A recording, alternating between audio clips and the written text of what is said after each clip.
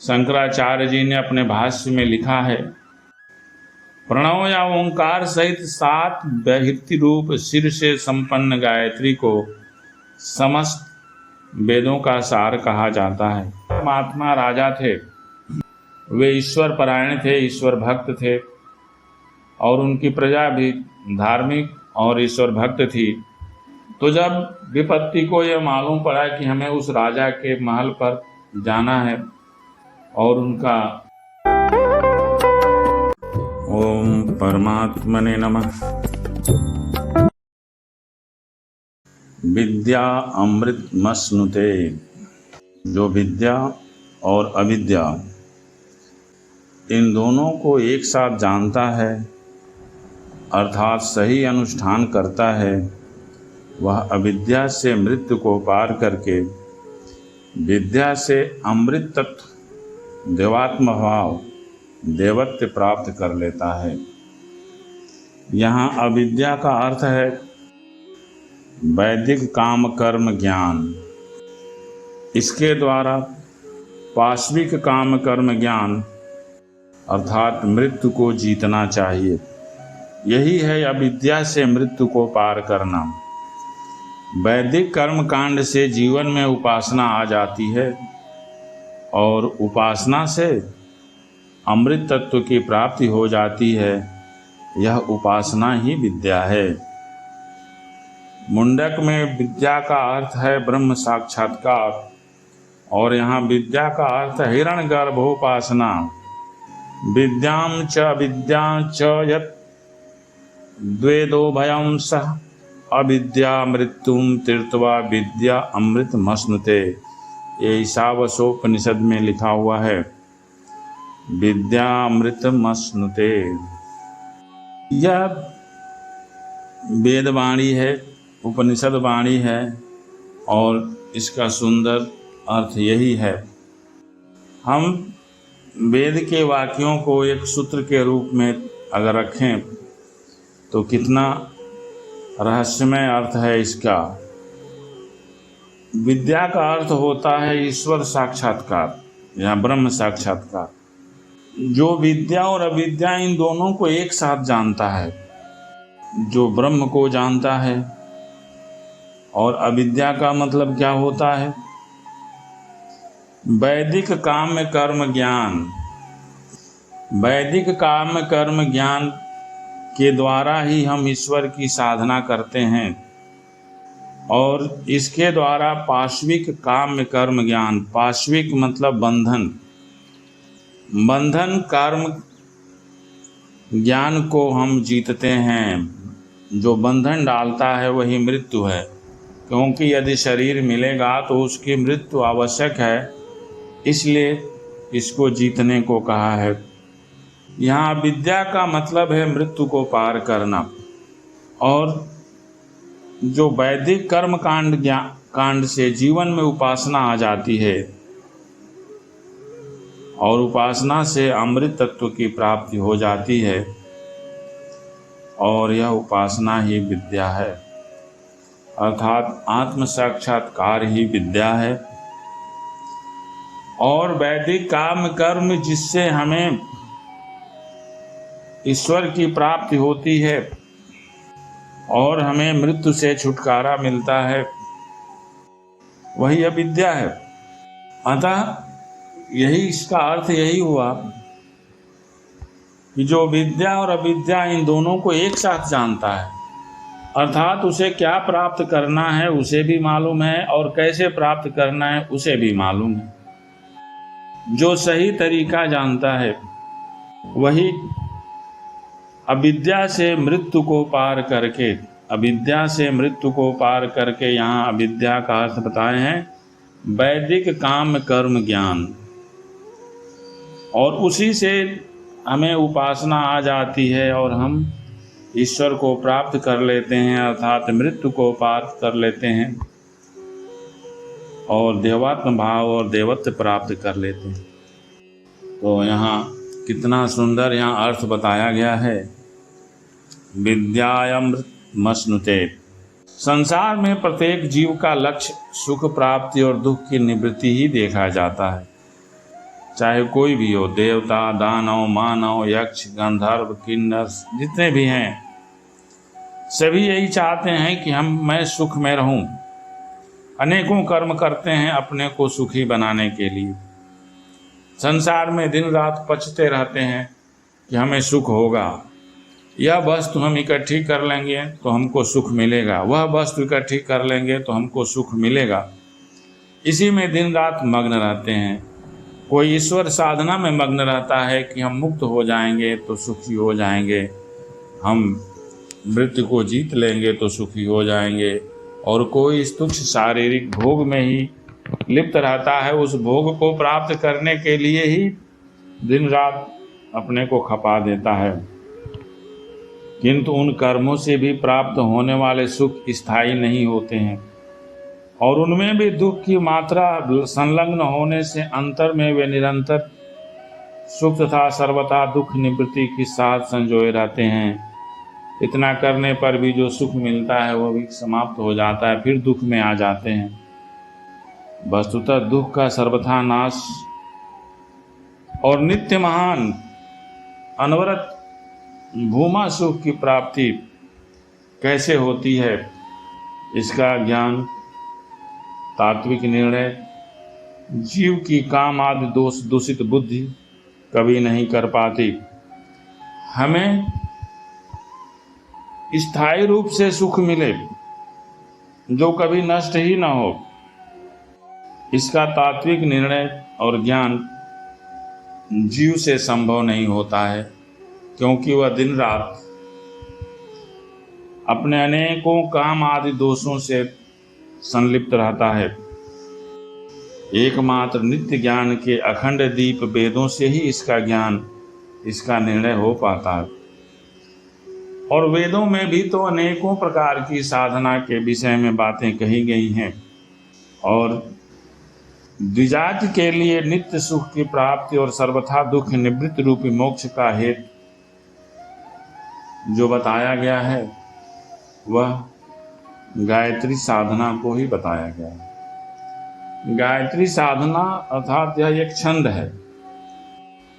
इस छंद से में ईश्वर से यही प्रार्थना की गई है, हे ब्रह्मांड में व्याप्त परमात्मा शक्ति, हमारी बुद्धि और अंतःकरण में ऐसी प्रेरणा प्रदान करें कि हम परमार्थ पथ पर आगे बढ़ें, कल्याण पथ पर आगे बढ़ें। यही गायत्री साधना है।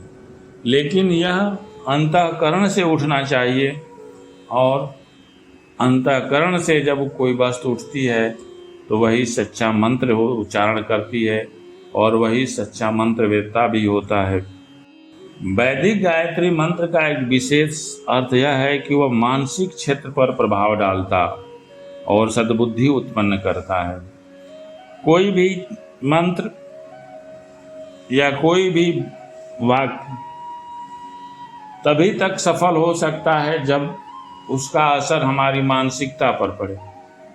जब तक हम मानसिक रूप से अपने आप में परिवर्तन नहीं करते हैं, तब तक हम उस वस्तु के तरफ बढ़ते भी नहीं हैं और उसे समझते भी नहीं हैं। इसलिए जो गायत्री मंत्र का वर्णन किया गया है, यह मानसिक क्षेत्र पर प्रभाव डालता है, और जब मानसिक क्षेत्र पर प्रभाव डालता है तो उससे सद्बुद्धि उत्पन्न हो जाती है। हमें गायत्री मंत्र का अर्थ क्या है उस पर जाना चाहिए कि वास्तव में इस मंत्र में क्या कहा गया है। हम मंत्र तो रटते रहते हैं, लेकिन उस मंत्र के अर्थ में क्या कहा गया है यह नहीं समझते हैं। यदि हम उसका अर्थ समझ जाएं तो हमें साधना का मूल रहस्य, मूल तत्व समझ में आ जाता है। लेकिन हम क्लिष्ट और कठिन मंत्रों को जप कर ऐसा सोचते हैं कि हमने तो सिद्धि प्राप्त कर ली। कई जगह कहा भी गया है कि इतने संख्या में जप करो तो सिद्धि मिल जाएगी। तो सिद्धि कैसे मिलेगी जब हम उस जप वाले मंत्र का अर्थ ही नहीं जानते कि हम जप क्या रहे हैं,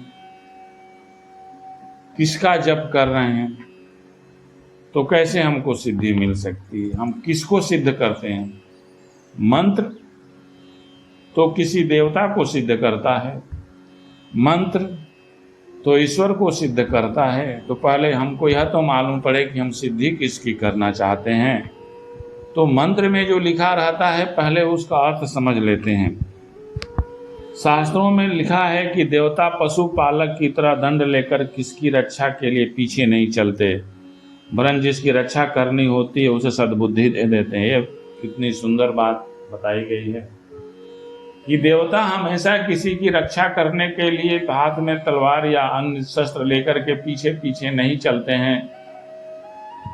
जिसका कल्याण करना होता है, जिसको आगे बढ़ाना होता है, उसको सद्बुद्धि दे देते हैं। सद्बुद्धि अगर किसी के अंदर आ जाती है तो विपत्ति भी सुख में बदल जाती है। एक कहावत है, एक बहुत बड़े धर्मात्मा राजा थे जिनके प्रजा में चारों तरफ सुख और शांति फैली हुई थी। वे ईश्वर परायण थे, ईश्वर भक्त थे और उनकी प्रजा भी धार्मिक और ईश्वर भक्त थी। सब में नैतिकता भरी हुई थी। एक बार उनका बुरा वक्त आने का समय हो गया, क्योंकि ये तो संसार है, इसमें अच्छे और बुरे दिन आते ही रहते हैं। तो जब विपत्ति को यह मालूम पड़ा कि हमें उस राजा के महल पर जाना है और उनका नाश करना है, तो वह स्त्री वेश में गई और राजमहल के सामने यह सोचकर दुखी होकर रोने लगी कि मैं भी ब्रह्मा के द्वारा ऐसे कार्य के लिए नियुक्त हुई हूँ जो बड़े बड़े धर्मात्मा को भी नाश कर देती है। यह सोचकर वहाँ रोने लगी। द्वारपाल ने रात को रोते समय उस स्त्री को देखा और पूछा कि तुम्हें क्या कष्ट है। बात राजा को पहुंचा दी गई। राजा ने तुरंत वहाँ अपना दरबार लगाया और उस स्त्री को बुलाया गया कि हे देवी, आप हमारे राज्य की तो नहीं हैं, क्योंकि हमारे राज्य में सभी लोग सुखी हैं, किसी को रोने का समय ही नहीं मिलता है। फिर आप किस देश से आई हैं, किस राज्य से आई हैं और क्यों रो रही हैं, इसका मंतव्य समझाइए। राजा को सामने पा करके उस स्त्री ने कहा कि हे राजा, मैं तो आपकी विपत्ति हूँ और मुझे आपके नाश का उपाय सोचना है, लेकिन आपके इस धर्म प्रियता और आपके प्रजा को चारों तरफ से सुखी देख करके हमें अचानक जो है आपको नष्ट करने की हिम्मत नहीं होती है। अतः मैं आपसे प्रसन्न हूँ, आप चाहें तो जो वरदान हमसे मांग सकते हैं। राजा ने कहा, आप आई हैं तो आपका स्वागत है, आप अपना कर्म कीजिए। उस स्त्री ने कहा, नहीं, आप हमसे कोई वरदान मांग लीजिए। राजा ने कहा कि यदि आप हमको वरदान ही देना चाहती हैं तो यही वरदान दीजिए कि जो राज्य के लोग हों उनकी बुद्धि खराब ना हो, सबकी सद्बुद्धि बनी रहे। उस आपत्ति ने कहा, हे राजा, मैं जब किसी जगह आने को होती हूं तो पहले बुद्धि ही तो खराब करती हूं। बुद्धि जब खराब होती है तो मनुष्य अपने आप पतन को चला जाता है। तो सद्बुद्धि आने का मतलब यही होता है कि हम हमेशा प्रसन्न और सुखी रहते हैं। यही बात यहाँ कही गई है कि कोई देवता किसी के पीछे रक्षा करने के लिए शस्त्र लेकर के नहीं घूमता है, वह देवता उसको सद्बुद्धि दे देता है। और जब सद्बुद्धि आ जाती है तो वह अपने सुख का साधन स्वयं ढूंढ लेता है। वह कोई ऐसा गलत काम नहीं करता है जिससे वह आपत्ति में पड़े, और अपने बुद्धि के अनुसार जब सर्व कल्याण की भावना लेकर चलता है तो वह सुखी ही रहता है। यही किसी देवता के आशीर्वाद का कारण है कि हमारे अंदर सद्बुद्धि आ जाती है। वेदों में गायत्री मंत्र को सभी वेदों का सार बताया गया है। शंकराचार्य जी ने अपने भाष्य में लिखा है, तत्र गायत्री प्रणवादि सप्त व्याहृत पेताम शिरः समेताम सर्ववेद सारमिति वदन्ति। अर्थात प्रणव या ओंकार सहित 7 व्याहृति रूप सिर से संपन्न गायत्री को समस्त वेदों का सार कहा जाता है। महर्षि याज्ञवल्क्य कहते हैं कि जैसे पुष्पों का सार मधु, दूध का सार घृत है, रस का सार दूध है, वैसे ही सर्व वेदों का सार गायत्री। ये सत्य है, क्योंकि गायत्री का अर्थ मंत्र में ही सभी के कल्याण निहित है। और जब हम सबके कल्याण की भावना करेंगे, अपने को परमार्थ पथ पर चलाने की भावना करेंगे, तो हम वैसे ही सुखी हो जाएंगे। यहाँ सबके सुख में ही अपने सुख को ढूंढा जाता है। गायत्री मंत्र के प्रत्येक पद और अक्षर अत्यंत महत्वपूर्ण है। यह मंत्र प्रणव सहित 3 व्याहृतियों के साथ जपा जाता है। यहाँ प्रणव सहित 3 महाव्याहृतियों तथा प्रसंगतः शेष 4 व्याहृतियों पर ही प्रकाश डाला जा रहा है। ओंकार अर्थात प्रणव महात्म्य, प्रणव का दूसरा नाम ओंकार है। अवतीति ओमा, इस व्युत्पत्ति के अनुसार सर्वरक्षक परमात्मा का नाम ओम है। संपूर्ण वेद एक स्वर से ओंकार की महिमा गाते हैं। जैसे कठोपनिषद में कहा गया है, सर्वे वेदा यत पादमामनन्ति तपांसि सर्वाणि च अददन्ति अधिक्षन्तो ब्रह्मचर्ये चरन्ति तते पदम संग्रहेण बब्रह्म्यो विद्येत। यहाँ धर्मराज नचिकेता से कहते हैं, हे नचिकेत, संपूर्ण वेद जिस पद को कहते हैं, संपूर्ण तप के फल का जिसकी उपासना के फल में अंतर्भाव है, जिसकी इच्छा से ब्रह्मचारी ब्रह्मचर्य का पालन करते हैं, उसको पद मैं तुम्हें संक्षेप में कहता हूँ, यह वह पद ओम है। अनेक उपनिषदों, स्मृतियों, पुराणों के सैकड़ों पृष्ठ ओंकार की महिमा से भरे पड़े हैं। यही कारण है कि सभी कर्मों के आरंभ में इसका प्रयोग बताया गया है। हम सभी कर्मों के या सभी मंत्रों के प्रयोग से पहले ओम शब्द लगाते हैं। इसको लगाने का अर्थ यही होता है कि ओंकार ब्रह्म स्वरूप है, परमात्मा का नाम ही ओम है, और इसी से संपूर्ण तप के फल का जिसकी उपासना में फल अंतर्भाव है, जिसकी इच्छा से ब्रह्मचारी ब्रह्मचर्य का पालन करते हैं, उस पद का नाम यह ओम है। और इसका महत्व सारे वेद और उपनिषदों में लिखा गया है। छांदोग्य उपनिषद यह कहती है, तेनयम त्रयी विद्या वर्तते तेन ओंकारेण। अब हम देखते हैं कि महाव्याहृति और व्याहृति, गायत्री मंत्र में प्रथम तो भुवः स्वः, ये 3 व्याहृतियां लगाई जाती हैं। इन तीनों का महिमा वेदों में आता है। कहानी है कि एक बार प्रजापति लोकों में मुख्य वस्तु या सार वस्तु जानने की इच्छा से तप करने लगे, विषय विषयक संयम करने लगे। तप से उन्होंने पृथ्वी में अग्नि देवता को, अंतरिक्ष में वायु देवता को और स्वर्ग में आदित्य देवता को मुख्य तत्व के रूप में देखा।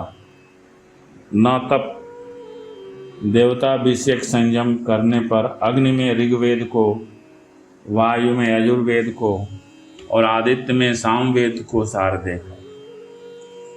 फिर तप वेद विषयक संयम करने पर ऋग्वेद में भू को, यजुर्वेद में भुआ को और सामवेद में स्व व्याहृति को देखा। अतः ये महाव्याहृतियां लोक देव और वेदों में सारतम वस्तु है। भू का अर्थ है सत्य, भुव का अर्थ है चित्त और स्व का अर्थ है आनंद। सत्य, चित्त और आनंद, इसी को तो हम सच्चिदानंद कहते हैं। अर्थात भुव और स्व, इन तीनों को मिला देने पर यही होता है कि वेदों का सार तत्व क्या है? सच्चित आनंद है, सत्य चित्त और आनंद। जो सत्य चित्त और आनंदमय है वही ईश्वर है। यही बात शंकराचार्य अपने भाष्य में कहते हैं। बोरित सन्मात्र मुच्यते भुव इति सर्वे भावयति प्रकाशयति इति व्युत्पत्त्या चिद्रूप मुच्यते सुब्रियते इति व्युत्पत्त्या स्वेरिति सुष्ट सर्वज्ञीयमाण सुख स्वरूप मुच्यते। अतः गायत्री मंत्र के प्रारंभ में अनिवार्यतः लगाई जाने वाली प्रणव सहित 3 महाव्याहृतियों की महिमा स्पष्ट हो जाती है। अब प्राणायाम में प्रयुक्त इन तीनों महाव्याहृतियों सहित शेष 4 व्याहृतियों के अर्थ पर ध्यान दें, जिनका ऊपर प्रारंभ में शंकर भाष्य में आता है सप्त व्याहृत्युपेताम। ये चौथी व्याहृति है मह, जो महत्तर का नाम है। 5वीं है जन, जो सबके कारण का नाम है। 6ठी है तपह, जो सर्व तेजोमय पर तेज का नाम है। और 7वीं व्याहृति है सत्यम, जो सर्व बाधा रहित को कहते हैं। इस प्रकार 7 व्याहृतियां गायत्री मंत्र में लगा दी जाती हैं और उन 7 व्याहृतियां का ओंकार के सहित परमात्मा का नाम ओंकार है और भू भुव स्व का अर्थ है सत्य चेतन और आनंदमय। इस प्रकार हम 7 व्याहृतियों का अपना अर्थ देखते हैं। शेष आगे। जय माता।